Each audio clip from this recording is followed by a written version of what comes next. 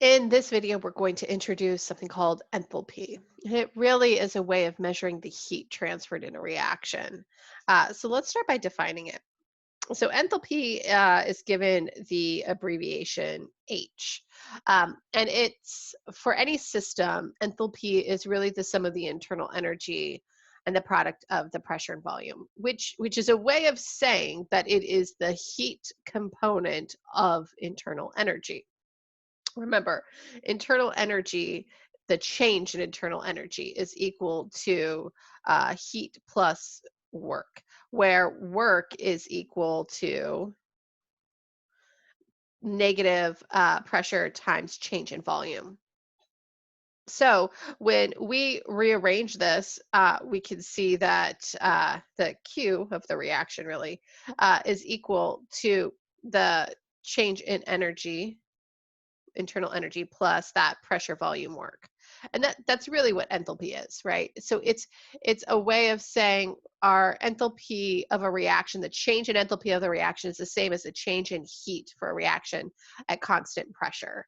And what we're doing is we're saying we're using the constant pressure to eliminate that pressure volume work, and any impact that would have on our calculations. So we could just focus on the heat moving around. And the way you can achieve a constant pressure is by having a reaction take place open to the atmosphere. And so that means it'll be at the same pressure as another part of the room in the laboratory. So we will set up a calorimeter in this case to measure enthalpy that will be open to the air. And at that point, it'll actually be at constant pressure rather than constant volume, like we saw with the bomb calorimeter. So it's important to remember that enthalpy, or the change in enthalpy delta H, is really just a measure of the heat, and internal energy is a measure of all of the actual energy changes that are occurring in the system. So this is a more focused view on one component of what's happening. Now, with that said, they're usually very similar. Enthalpy change and change in internal pressure are usually really close to one another because the amount of energy done through work, especially pressure volume work, is usually small unless a reaction is producing or consuming just large quantities of a gas. So for most cases, we can assume that they're similar enough that chemists sometimes almost we think of them interchangeably, like it can be very representative of what internal energy change would be.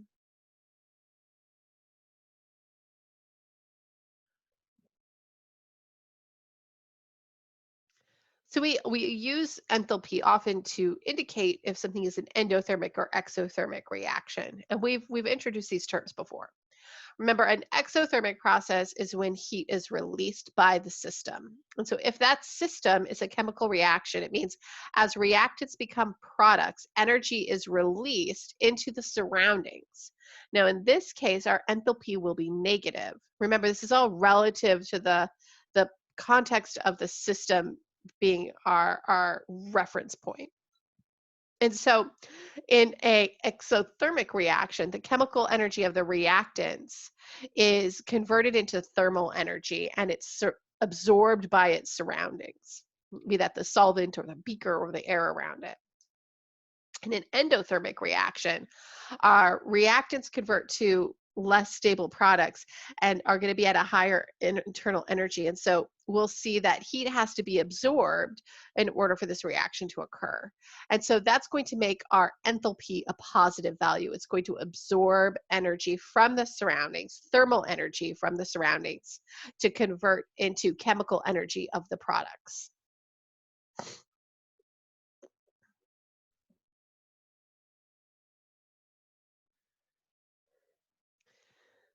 So I think it's important to note that the enthalpy change in a reaction is going to be an extensive property. So this means that we are going to need to give the measure of energy for that enthalpy relative to an amount of something. And moles is the easiest way to do this consistently, especially with chemistry when we care so much about the number of particles that are colliding in a reaction. So to communicate enthalpy change, we'll communicate it relative to the number of moles of reactants in a written reaction. So here's an example of that. It's looking at octane combusting into carbon dioxide and water. So this is like what's happening in a combustion engine in your car. And so our enthalpy for this reaction is negative 5,075 kilojoules per mole. And we can use that information about enthalpy to determine the amount of energy produced by burning octane for a given amount of octane. So in general, if I have like 1 mole of octane, let's say, I'm like, instead of going to the gas station and putting in a gallon, I'm going to go to the gas station, put in 1 mole of octane into the car. So I take my mole of octane and I'm going to try to predict how much energy I will get from that 1 mole that I added to the vehicle. So looking at our reaction, I could see that we have a coefficient of 2 in front of the octane and 25 in front of oxygen, 16 in front of carbon dioxide, 18 in front of water. So this all represents one reaction. So I'm going to set up the equality that in one reaction mole, which I'll admit is not the best phrase, but it does represent that we're saying for one equivalent like reaction to happen, reaction equivalent, 1 mole of this reaction, we're going to have 2 moles of our octane react with 25 moles of our oxygen. So I'm actually going to convert that mole of octane into moles of the reaction. I'm going to divide it by the 2 moles of octane and multiply it by the 1 moles of the reaction. So I'm doing essentially a conversion into something that is, I think, a little bit easier to translate between different types of reactions, which is we're going to try to have we're going to try to control for the different mole coefficients that we have in any given reaction by taking a step back and converting it into a mole of the reaction. So I multiply by 1, divide by 2, then I multiply by my enthalpy value that was given to me, my negative 5,075 kilojoules per mole. And I'm going to get a value that is 2,538 kilojoules. So when I put 1 mole of gasoline into the vehicle, I expect to get out about 2,500 kilojoules of energy.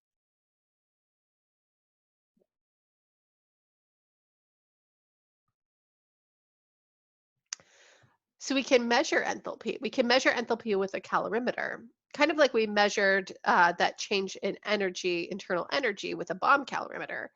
But we're going to keep our pressure constant and just measure the enthalpy, that heat transfer. And so doing that, we're going to use a constant pressure calorimeter, or, and you're going to love this, a coffee cup calorimeter, because we usually typically make these just by nesting 2 styrofoam cups together, because that does a great job of insulating a reaction.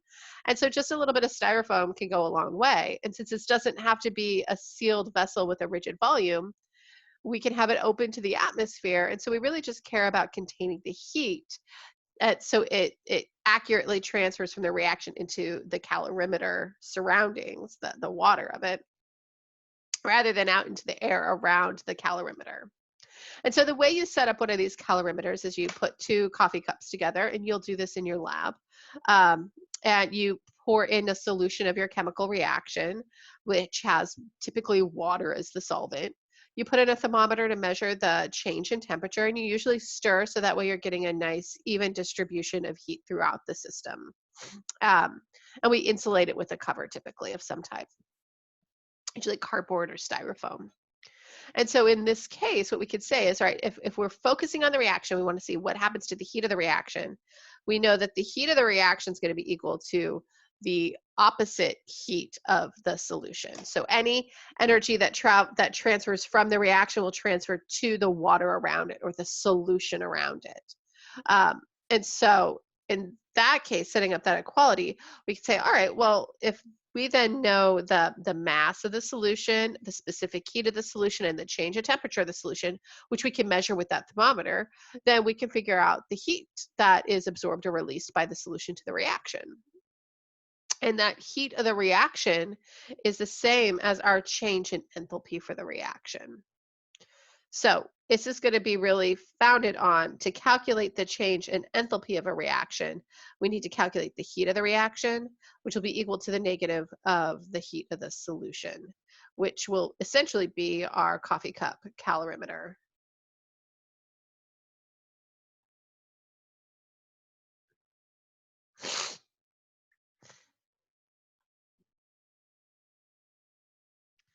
So let's walk through an example of this. We're going to have a simple acid-base reaction. We're going to take a strong base, sodium hydroxide, and a strong acid, hydrochloric acid, and we're going to combine these together. They're going to undergo an exothermic reaction and release heat into their surroundings. We're going to take equal amounts, so 50 milliliters of 1 molar hydrochloric acid and 50 milliliters of 1 molar sodium hydroxide to combine them. And we'll measure the temperature change using a coffee cup calorimeter. And we initially are at 25.5 degrees Celsius, and the temperature increases to 32.2. And our goal here is to calculate the change in enthalpy in terms of kilojoules per mole of hydrochloric acid. Although, since we have 50 milliliters of 1 molar hydrochloric acid and 50 milliliters of 1 molar sodium hydroxide, we have the same number of moles for both of our reactants. And looking at our balanced equation, they both have just 1 mole reacting with a mole of the other. So we have a 1-to-1 mole ratio. So we could use a mole of sodium hydroxide too, because we have stoichiometrically equivalent reactants in this particular reaction. So we know to calculate that enthalpy of reaction, we're going to want to find the heat of the reaction. And since this is something that we need to report for the amount of material that we are studying, we really are going to want to divide this by the number of moles of that HCl or sodium hydroxide because they're equivalent. So our goal is to calculate that heat of the reaction and the moles of our hydrochloric acid. And so to get that heat of the reaction, we're going to need to calculate the opposite, which is the heat of the solution.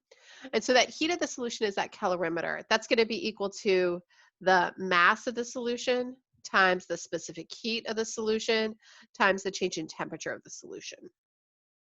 And some of this information we can pull right out of our problem. We have the overall specific heat of the solution given to us. Our temperature is going to come from the 0.25 or 25.5 and the 32.2 degrees Celsius that are measured. And the mass of my solution is going to have to come from the amounts of my mixture. So the 50 milliliters of the sodium hydroxide and the 50 milliliters of the hydrochloric acid. And I'm going to have to use the density of these right here to be able to calculate that mass of my solution. So I'm going to start with that mass of the solution. Okay, so for my HCl, I have 50 milliliters. And I have a density for my solution that is 1.03 grams per milliliter. And so that's going to give me a value when I plug that in of 51.5 grams. All right, cool. So it's going to be that 51.5 grams plus whatever mass I have of the sodium hydroxide I'm adding to it, because I need that total mass for the whole solution. Well, I have 50 milliliters of that too. And the density of the sodium hydroxide solution is a little bit higher. It's 1.04. So I'm going to get a value of 52.0 grams. So adding those two together, I get 103.5 grams for my solution. Okay, so that's the mass of my solution. My change in temperature is going to be that T final minus T initial. So that's the 32.2 minus the 25.5 degrees Celsius, which will give me a value of 6.7 degrees Celsius. And then I have that specific heat given to me. All right, so I'm going to put those values into my equation here for the heat of the reaction. So that heat of the reaction is going to be equal to the negative of my 103.5 grams times my 4.184 joules per gram degrees Celsius times that 6.7 degrees Celsius for my change in temperature. All to the negative, right? Because it's really the opposite of the heat of the solution. And that negative value can be really easy to forget in these types of reactions. So plugging that into my calculator, I'm going to get a value that's equal to negative 1,457.7 joules. Great. So that's the first part. So that piece can Sorry. That'll go up here in my equation. Next, I really need to figure out that moles of HCl. So I know that I'm starting with 50 milliliters, which I'll convert it to liters because I'm going to use that molarity. I'm doing a conversion from volume to moles using molarity, which is moles per liter. So I need to multiply this by 1 liter divided by 1,000 milliliters. So now I'm in units of liters. And then I'm going to multiply that by that 1.00 moles per liter, or molarity. So that's times 1.00 moles per liter. And that's coming from right here, that information that I'm at 1.00 molar. So that's going to give me a value equal to 0.05 moles of HCl. And now I can just plug that. Let's change this right here.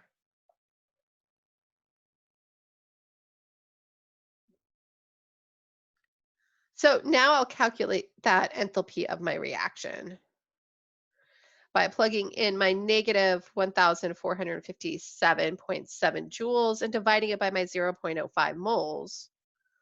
I'm going to get a value that is pretty big. It's going to be negative 29,154.112 joules per mole. And I'm gonna convert that to kilojoules just by moving my decimal place over. You can leave this answer in joules, but I'm also going to take this opportunity to change it to 3 significant figures right here. So that could be negative 29,200 joules per mole, or you might want to report it as negative 29.2 kilojoules per mole. Neither would be fine.